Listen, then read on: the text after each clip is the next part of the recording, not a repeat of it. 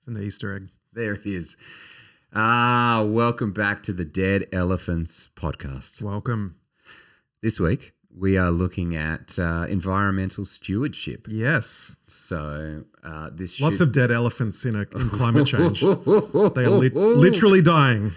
So if you've taken a proposal to your church to put solar panels on and some rainwater tanks and it's been ferociously rejected. This is the validation for you. Yeah, that's right. All that hurt feeling, you get it out now. All right. So why? I mean, I guess I have a. Why not? Yeah. Well, that's my question. Why not? Yeah. I mean, I think that's probably why we're doing it. Is that I feel like it's a pretty essential part of a faith expression. Is that we have a significant, serious environmental stance, but it seems to have a lot of conflict within community. Yeah, or even just apathy, I think is probably how I feel about it. Not I don't feel apathetic, but I'm observing apathy in faith communities. It's not, I guess it's not as much on our radar as what I thought it might be. I guess, Al Gore and Inconvenient Truth, that was like a big pivotal moment culturally. And I don't know, I guess as I look at the last 10 or 15 years since that documentary came out, yes, obviously in culture, it's front and center, but in our churches, that agenda hasn't been matched. Maybe that's right, maybe that's wrong. Well, I find it quite divisive. So you think about the last couple of years, the two significant things, certainly within the church context I've seen, where it's been really divisive is climate change, is that there seems to be a significant portion of the Christian population who just does not believe in climate change, and also stances on vaccination. And I know that is quite a sensitive topic, but during COVID, we saw a real great tension and division and a lot of people leaving the church because of various stances on vaccination. And so... Are you making a link between vaccination and climate change? Okay. No, I'm just saying... You're just saying they're the two things. Like, of all the things... One of the episodes that we're going to do at some stage is Would Jesus Bake a Gay Cake? That probably feels like a divisive episode, right? Yeah. Like if I was going to be like, I'm going to pick the ones, but when you're sitting in church and you go, oh, vaccination is the thing that's going to divide us, or a stance on climate change is the thing that's going to divide us, and we're using the same scriptures to argue it, which is dominion over all creation, Genesis 1, you're like, oh, okay, well, maybe we do need to have a conversation about not necessarily climate change, but just environmental sustainability. It's really interesting because my experience has been different. Like what I'm hearing from you is that it's been divisive. My experience has been it's been a non-event. Like it just hasn't even been on people's radar, at least in my church experience over the last few years, as much as I would have theoretically thought it would be if what we're finding is true. Right. So you didn't have a small exodus of people from your church during COVID over vaccination stuff? Vaccinations a little bit, but more the environmental conversation is what I'm getting at. Like I've had a few people anecdotally, and I'll generalize, particularly older people going, oh, this climate change thing is rubbish. Yep. But on the most part, I think people, I guess one of the goals of this podcast is to bring things to the agenda that perhaps pew sitters, for want of a better word, care about, but perhaps are not being dealt with from the front. And I think this is one of them, that horizontally, this is a conversation people are having and care about, but it hasn't really been initiated from the front as much as I thought it would have been.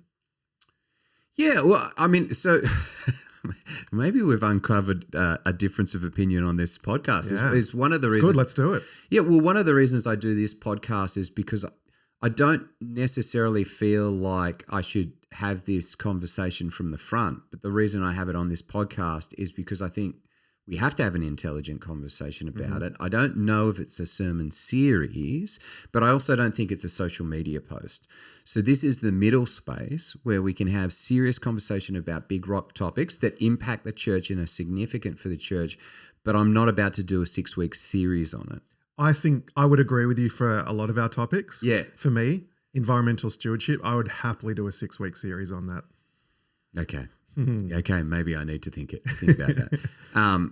I'd happen, listen, and you, like I've got a whole whole other podcast called Sustainable Dad Yeah. on environmental sustainability. This is when Duncan tries to defend himself that he cares about the environment. No, I wholeheartedly do. For sure. But that's where I think, I guess if I'm expounding scripture and I'm doing Genesis 1 and there's a call from Yahweh to have dominion over all of creation, the interpretation of that dominion is really significant because I see that as like stewardship, compassion, caretaking. So you're actually starting to touch on one of the reasons, as I've thought about why we're not talking about it as much. What you've just said, I think, is part of the reason. We have these theological paradigms that we can go to: dominion, stewardship, creation. As you say, Genesis 1 and 2, pretty easy go-tos. But as I was preparing for this episode and I'm looking at what else does the Bible have to say about it, there's not a lot. There's no one go-to Bible passage that goes, care for the environment. And so what we're dealing with is theological paradigms rather than biblical references. And that starts to feel like murky ground in our churches because it feels a bit more tenuous to know how do we land on that. Okay, so I'll approach it because I don't know theological paradigms, but I like the idea of grand meta narratives of Scripture, just to prove that I know big words as well. Sin breaks relationship with God, relationship with each other, and relationship with the environment. Okay, so when we see Adam and Eve cast out of the Garden of Eden, they're kind of the three things that we see happen. They're out of God. They're out of relationship with God. They're no longer in the garden. There is now enmity between them. Okay, so that is you're in conflict with community, and then you're in conflict with the land. Now you're going to till the land, and it's not going to yield the way it used to yield. And so that's the destructive nature of sin. Is it's total. Jesus comes to heal that relationship. But so I think we go, okay, well, Jesus is going to heal relationship with community and with God. But doesn't he also do that with environment? Like if we're moving towards eternity, then there's a reconstitution of a relationship with environment that comes as a result of Jesus. And so surely when Jesus comes to bring forth his kingdom, we're doing Mark 1 right now, so the imminence of God's kingdom. Part of that surely is an attitude towards the environment. Well, and I agree. And I think one of the big reasons why I do agree, like if it was environment for environment's sake, that would be enough. But it even goes deeper than that because I guess what I'm getting at is the human consequences of environmental mismanagement. Therefore, if you're in any doubt, make it a non-negotiable to God's redemptive plan, I think. We've spoken about this at other times, but it's, I think one of the calls for a Christian who is perhaps a little bit skeptical about this or feels like it's not the core business of the church, I guess what I would say is look at who this is affecting more. There was an interview done with, and I can't remember his name or where it was, but a resident of Kiribati, small Pacific Island nation, and his argument was basically, you guys have pillaged the earth, now the oceans are rising. It was not my people's fault, but we're the ones who are suffering. It's interesting. I saw a David Attenborough documentary talking about this, and I guess the fear, and we'll talk about this later, I'm sure, but the fear is that this is the beginning of some sort of apocalyptic end of humanity. Whereas what Attenborough says is, no, what will happen is we will become more and more unsustainable. We will hit that tipping point. That tipping point doesn't mean we'll all get wiped out. The tipping point means the weakest of us will get wiped out. We'll find a new population level. We'll find a new sustainability level. But the ones who are going to get wiped out in the process are the ones who had nothing to do with it. It's not going to be the consumers. It's going to be the impoverished who get screwed by the very thing that they contributed nothing towards. And I think as a Christian, that should make us care, if nothing else. And you go, oh, well, I'm not doing anything to harm the impoverished. I go to your cupboard, grab your jar of Nutella, realize that that is made with palm oil, which is harvested from the very regions that Chris is talking about. And that palm oil, there is no sustainable way for them to effectively farm palm oil, which is one of the reasons that it's not environmentally friendly. So within your cupboard is a very product made from palm oil that is not sustainable. I only say that because I've got kids and, we have Nutella, and I have to keep on saying we can't have Nutella anymore. It's not sustainable. Well, let's use the Nutella example. That's interesting. Yeah. Is that the approach? Is it modified Nutella consumption? I guess the other argument is, what difference is one jar of Nutella going to make? Yes. Like let's put the Nutella jar on the table, Okay, and examine what is that as a Christian and what are the possible responses to it. Okay, so Nutella jar is so the challenge with environmental sustainability is, for it to be effective, you have to have a conglomeration of things. There needs to be a consumer demand, and that consumer demand will then affect buying or commercial practices. Okay, so once a demand gets high enough, then you can make money on the thing. Okay, so but the inverse is true. So if you took an entire segment of the population, let's say all the Christians, made a decision at once not to buy Nutella ever again because of palm oil, what happens then is whoever makes Nutella goes, gosh, we just lost a really significant sales portion. Why is this happening? Yeah. All the Christians go, well, you got palm oil. It's not sustainably harvested, and we now refuse to buy it. As a result of that, they then go, feasibility study. How can we do this better in a way that is environmentally sustainable and ensures that those farmers are treated well, right? Because that's our demand. As a result of that, they go, we're going to change our supply chain. We've figured out a way to make it different. It doesn't quite taste the same, but it's now sustainable. We then go, oh, well, we like it now. And that's the case for like just about any sustainable practice that you want to introduce. Well, that's what because on the one hand, it feels like, well, you just not buying Nutella isn't going to make any difference. No. And I think two things. Number one, God sees it, even if nothing else changes. Yeah. And number two, I think the cynic in me is challenged by the fact that we have seen movements in industry over the years, and a pretty close one to that, the cocoa industry and ethical sourcing for chocolate and all that kind of thing. So it has worked where if... Oh, by the way, that's not sustainable, and there's every chance in the next 20 to 50 years getting chocolate's going to be really hard. That's a problem. Yeah. But that's another one. We all love chocolate, but the problem is that we might have made it more ethical, but we still haven't established sustainable. Yeah, I mean, you're right. Yeah. Keep on going with your train of thought. Well, I want to shout out to my friend Jennifer Lawrence. She's at my church, not the actress, but nonetheless a quality person. Okay. Jennifer is a sustainability consultant, so her job is to essentially keep big corporations accountable to their sustainability goals and audit their behavior and all that kind of stuff. And she said something really interesting to me once, which was, using the chocolate example, actually, human nature is such that we will confess that we care about this until it really starts to hurt us. In other words, when the chocolate starts evaporating from our supermarket shelves, then we will start to care about sustainability. Oh gosh. Yeah. Now that's an awful reality on the one hand, but on the other hand, I guess it taps into that Attenborough equilibrium point that I think functionally it's easy to feel like we're heading towards total destruction and disaster. But I think more realistically what we're heading towards is pain points that we're already feeling that will become so painful. You've said it before, the pain of not, what's the saying? The pain of not changing. No one will change unless the pain of staying the same is greater than the pain of change. Yeah. And so we already see that a little bit. We're starting to see that tipping point with electricity bills and solar panels, for example. And I think that's what we will see more and more. And I guess theologically it makes sense. We're intrinsically selfish a lot of the time. And it's not until it starts negatively impacting us that we start to do things about it. Yeah.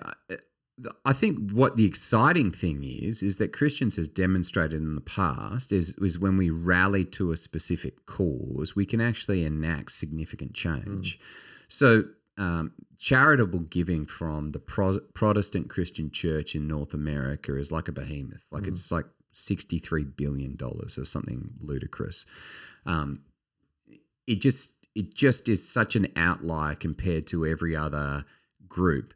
And you got similar practices within Australia. So you have the capacity to enact profound environmental sustainability change just as a small segment of the population. So even if you say that, what Christians, exist as about 8% of the population, that's a significant, that's you can still a achieve significant critical mass with that. Yeah, and like stuff like, so let's talk power, is that there is a capacity for every church to rally together and pull together a distributed grid. So we basically say we're going to put solar panels and batteries on all our church properties. We're going to link them up in a distributed grid and do a community-sourced solar initiative that could power large portions of our community, which would be disruptive within the energy space.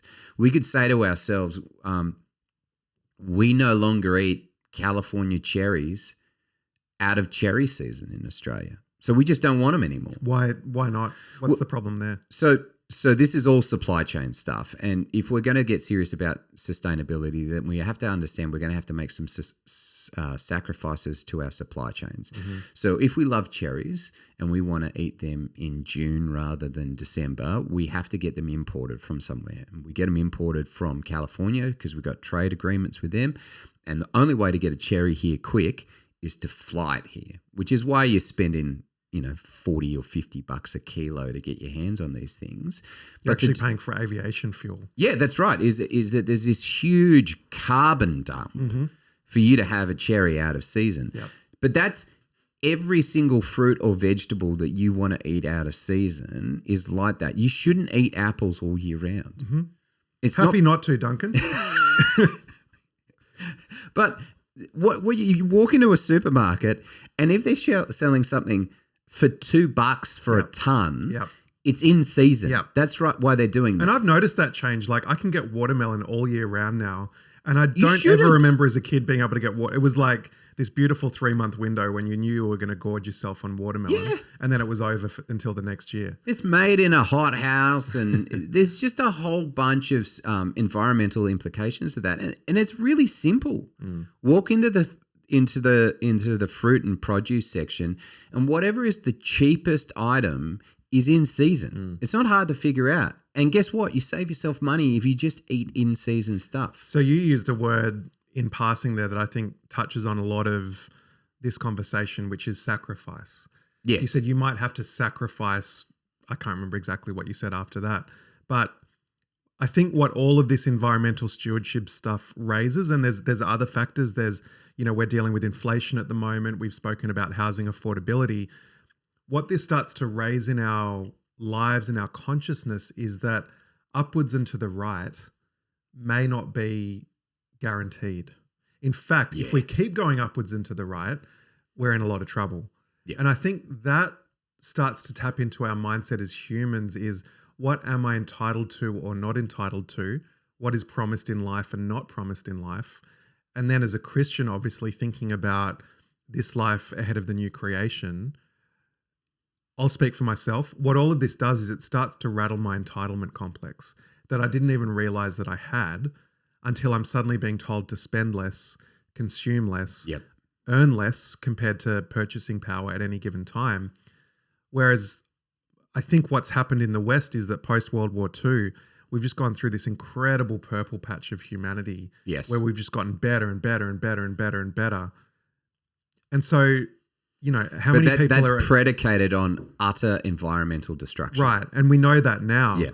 But there's so much, not just learned behavior, but so much, as I said, entitlement that has to be shaken out of us. Like there's every chance that I'm worse off than my parents and my kids are going to be worse off than me across the board in terms of human paradigms.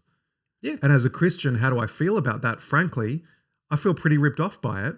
But I'm saying theoretically I shouldn't, because this is not where my hope is found. No, no. So all of what you said is right. I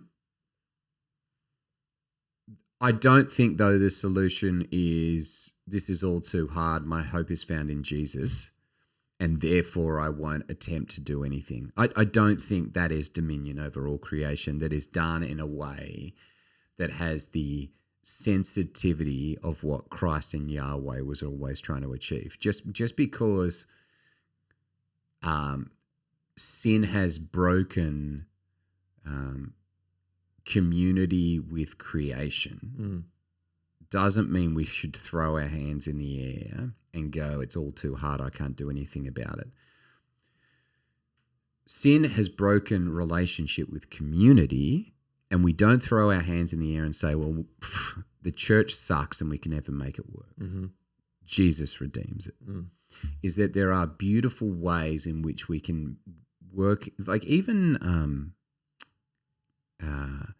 economically. Mm-hmm. So we're so used to a capitalist model for economics, but you talk to a sustainable economist, and there's a thing called a donut economy or a circular economy, which says in one side of the donut we have the environment that we have to acknowledge and care for. And on the other side of the donut, we have developing and at-risk people that we have to care for. And somewhere in the middle, we create an economy that serves both. Mm-hmm. That's really hard because, again, sacrifices have to be made. But it's just a different way of thinking. Yep. And you think, well, that actually makes sense because there's a cyclical nature to the year, to a clock, to the way God was kind of ministering to his people, is that there's seasons and feasts and festivals, and they come in a circular pattern. You know, summer, autumn, winter, spring, and then what comes around again? Summer. Mm-hmm. And so God has Until always... climate change hit, sorry. Yeah. And now it's just summer, winter, summer, winter. But God creates this circular rhythm. Yep. And we can leverage that, or we can move to that capitalist culture of a straight line up and to the right. Well, it shows the stewardship paradigm again, because, you know, I've heard it said there's enough food to feed everybody in the world. Easily. It's just we're the problem. 30% of the food that's on your shelves at a supermarket is wasted and thrown in the bin. 1/3 of it. I've heard that if we keep consuming the way that we do, basically we need 3.5 planets to make that work. Yes. So there's intrinsically, we're hamstrung to have to do something, whether or not the earth is going to, well, God's going to bite back at us through just natural consequences, or we're going to realize it ourselves. The bottom line is God's given us what we need. We just are not managing it very well, which really isn't a surprise theologically, but it also gives us a sense of participation. You know, stewardship is not just, oh, we suck, we'll wait until, as you say, till it gets bad. It's like, no, we're being invited into work under God's ordered design to say, this is what we have to do. Are you going to do it? And there's something exciting about that, albeit overwhelming, I think. Yeah. And the alternative opportunity to say is, I don't agree with you. I'm just going to live the way I'm going to live, which is great. You can do that. Yep. But what you're really saying is, screw you, Kiribati. I'm not changing my policies, so enjoy being underwater. And also Indonesia, please move the capital, because that's going to be underwater too. A whole bunch of Malaysia is going to feel the same kind of pinch. And I'm just going to keep on doing me. And then I just trust that Jesus will figure it all out. Or the other option is, there's I'm going to trust Jesus, or no amount of change I can do is going to change the overall picture, which logically is correct, except what you're not factoring in, as you say, two things. You can create a movement where there's critical mass, but you're also not taking into account your stance before God and what you view. So even if I eat Nutella every meal for the rest of my life, is that going to change climate change? No. But do I have to give an account to God? Yes. Yeah. And therefore I need to think about my Nutella consumption, to use that example. It's the hardest thing to think about. By the way, the company that makes Nutella, I think, is Ferrero. So I think you're already out for Ferrero Rochers as well. Oh, I hate Ferrero. Oh, They've got nuts in the middle of them. I don't like them. You're wrong. Um, You are really wrong on that, my friend. The other part that I hear is about climate change and this theological idea that there's no way, like God's still on his throne. yeah. We're not going to reach this point of unsustainable temperature regulation. What do you think about that idea that Sure. God's got this? It's going to be okay. Well, you're 100% right. Is that he's, we've got rainbows, and so we know he's not going to bring a flood again. Mm-hmm. But he just could scorch the planet so bad that we have to react to it. I mean, there's no rainbow for that. Mm-hmm. Do you think he will? Do you think that's what's going to happen? Well, was it 2 years ago we had 10,000% more rainfall in 3 months than we've ever had in recorded history? I was trying to build some houses at that time. It was a nightmare. Yeah, so I kind of go, there are some pains and some challenges on Earth right now where you can look around and see some real signs of significant changes. And sure, maybe the justification is we're, heading to an ice age or heading out of an ice age or whatever you might be calling it to be. But I think not to acknowledge the significant scarring left as a result of most of the Western world delighting in the industrial era and the ravages that's left on creation just doesn't make sense to say there's not a significant part for humanity to play in this. Yeah. And that's where I just kind of like, I think there's real beauty in younger generation going, van life is great. I mean, that's just tiny home, right? Is living within our means. I was out to dinner with an environmental engineer, and I'm like, "Where are you living right now?" And he's like, "Back in my van." And I was like, oh, okay. It's like one step from being homeless, right? Like voluntarily. But he's like, no, I love it. I can wake up next to any beach I want to wake up to. And so I'm like, oh, how do you have a shower and stuff like that? And he's like, oh, I could gym membership for that. It's like genius, right? Like you're like, oh my goodness. Did you go, all the community structures are in place with this? But this is a person who's reacting saying, can't buy a house. I can't get myself into the property market. I don't actually want to be a slave to a mortgage. What I want to do is enjoy this season of my life. Now, in fairness, he's not married, doesn't have any kids. But you go, this is a person who's really trying best practice sustainability. And I think a lot of this off-grid living is a response to, no, I'm just going to do it. And it's going to be costly, and suddenly I'm in a composting toilet, and like there's some challenges to it, but you don't have to launch in there, right? Yeah. Like if every church made a decision to put a solar array on their building, you've effectively built a distributed grid. It's not going to hurt. It's not. And then if every Christian made a decision to do the same and put batteries on and then connect into that distributed grid, you've now upset the entire energy industry. If you said, listen, we're just not eating any imported meats anymore. We just want to buy and eat local. And then we partnered with all of local farmers and just bought direct our meat from farmers.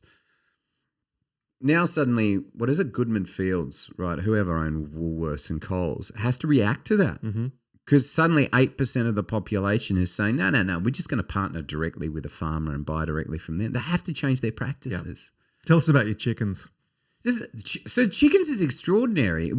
I keep on getting this wrong. I think I keep on saying it was in a Scandinavian town, but my wife corrected me and said, no, it was like it was like in Switzerland or something.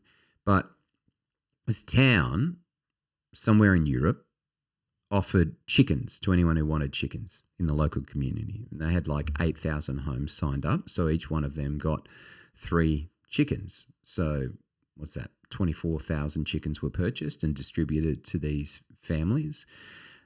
They saw within the first month a metric ton of food wastage disappear from their garbage supply Because the chickens were eating it. because the chickens were eating it.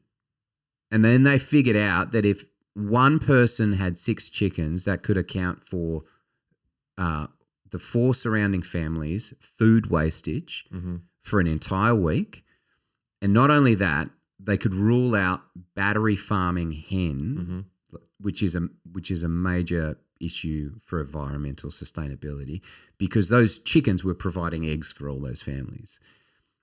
So it completely radically changed and altered an entire community because they had 3 chickens in the backyard. Love chickens. So the amazing thing, love the story. Yeah. We should adopt it. The great thing about the story is, as you're telling stories of chickens, if you're listening, you're pointing to your backyard at your chicken coop. Right there. With all your chickens in it. No, I said to Duncan, so how many chickens have you got? He's like, no, they all died. They got eaten by a fox. Such a dampener to the story. We usually have... He was like Obama inspiring me with this story. Yeah. I'm ready to go. I was like, so where are you? He's like, they died. They got eaten by a fox. That's part of the challenge. It's a good lesson for our children to understand where our food comes from. But that for me is like, if you've got the ability to keep chickens, keep chickens. And they don't require, that's a ridiculous, the ones that are in our backyard live in Yellowstone National Park. It's way too much real estate for them. But that's a simple practice with a profound impact. Yep. It's just, like, don't buy your honey from the store, buy it from a local beekeeper. They've got more than enough. And they want to sell it to you. Our local guy, Snipes Hives, shout out. Snipes Hives. Snipes Hive. Amazing. You can take whatever size container you want. He'll fill it up with honey for like $6. Wow. And not only that, if you eat locally sourced honey, it's really good for allergies because all the allergens are somehow processed through that honey, which reduces your allergies in the area. And so it's actually better for you to eat locally sourced honey. And not only that, suddenly you've really reduced your carbon footprint on that because it doesn't have to come in from North Queensland. And not only that, all the people in North Queensland can eat North Queensland honey. Yep. So just getting all wound up. Well, it's these are good and I don't want to dismiss any of them. Yeah. But there's one more thing I want to say to listeners that I've only learned recently that blew my mind with this. Again, shout out to my friend Jennifer.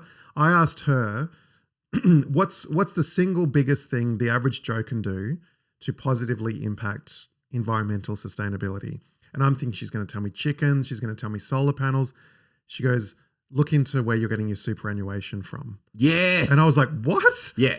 And she said, funds will either make money ethically or unethically. And so therefore, maybe instead of getting a 9% return, you go for a 7% return, but knowing that fund is investing positively rather than negatively into the environment. She said, if you can bring down the unethically funded superannuation funds, that would make the world of difference. And I couldn't believe it. Yeah. And look, full confession, I actually haven't looked into it since she told me that, so I have to.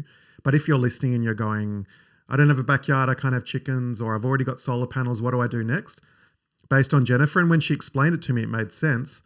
Look into your super funds and keep them accountable and find out how they're making their returns. I just thought that was an outstanding piece of practical advice that we can all do. Yeah, and you could say practically, I got some money invested with Spaceship. The non-ethical part is a 3% higher return than the ethical part. But we made a decision to do that. You can do that with managed funds if you're in shares or anything like that. There's a whole bunch of different portfolios. And not only that, corporations are getting much better at being, I think it's Cert B Corp, which is like you can get high levels of ethical sustainability ratings on all these companies. And, they're trying to make it beneficial for them to be that way. Because at the end of the day, for a company to do it, it has to be financially beneficial. And that's part of the challenge is that sometimes it's not. But you can invest that way. Yep. She could not be more right. The two simplest things to think are, where's your money going? And this is a weird one to ask, but what is the supply chain behind the product that I've bought? to get here. But isn't that part of the problem? Is it's really hard to find. Like Yeah. supply chains are so opaque that it's really hard to know it's just very draining to have to look at every product and go, where's that come from? What are the 8 steps that have gone into If it says California, don't buy it. Right. Sorry, Arnold. Unless you're living if you're living in California, buy Californian. Yep. If you're living in Sydney, buy Sydney. Yep. And I mean buy Sydney. If there's a way to source it locally, do it that way. And that's the simplest way to think about supply chains. It's the same with like everyone's like, oh, buy Tesla. Is that you have to understand there's a huge amount of deposit that goes into making the Tesla. Right? There's a huge spike in your carbon footprint to get a brand new Tesla as opposed to a pre-existing car. Is that a second-hand Tesla might actually be the investment because someone has already created the footprint for it. Those are the kind of conversations you need to have, and I don't think it takes much. And I can say the same in construction with my background. It's often more expensive to redo an existing property, but you could argue it's environmentally better because you're not leveling it and starting it again. You're using less materials, albeit your labor costs are going to be higher. So you actually don't achieve a lot financially, but there's an argument to be made environmentally that that's the better move. Sacrifice. That's what it comes down to. That is the human part of our human condition that we wrestle with in all of this is sacrifice. And I think the other part is this sense of anxiety about the future is the other part. And I think Proverbs really helps us to navigate this, I think, in the sense that I don't think God is retributive. Like I don't think he's trying to seek vengeance for our poor stewardship. That's one of the challenges that Job's friends wrestled with wrongly. Yep. They said to Job, what have you done wrong? I don't think it's as much that, but it's more when we act foolishly, there are negative consequences. When we act wisely, there are positive consequences. Yeah. And that's actually God speaking to us in the moment going, this is what I require of you. And whatever we think the future is going to look like, whatever we think the underlying causes are, either way, whether climate change is 100% real or 100% false, I actually don't think it changes the response for the Christian that much because the call is to steward. Psalm 24, the earth is the Lord's and everything in it. So we're stewards, we're not owners. And therefore, I think it's pretty simple conceptually, but it's difficult behaviorally because of the sacrifice component. Yeah. So if you're like, I care about this, but I'm not willing to do anything for it, let me clarify that for you. You don't care. Yeah. You don't care at all. And if you're like, I'm willing to do stuff as long as it doesn't I have to sacrifice anything for it, then you don't care. Yeah. You don't, because you're not willing to sacrifice anything for it. So just continue about whatever you're going to do. Say, yeah, we're going to sacrifice Kiribati, farewell. Sacrifice a whole bunch of developing nations, and then that's on you. Yeah. Sorry, I know that's mean. It's like, but you're right. I would nuance it. The pastor in me goes, you can't leave the listener there.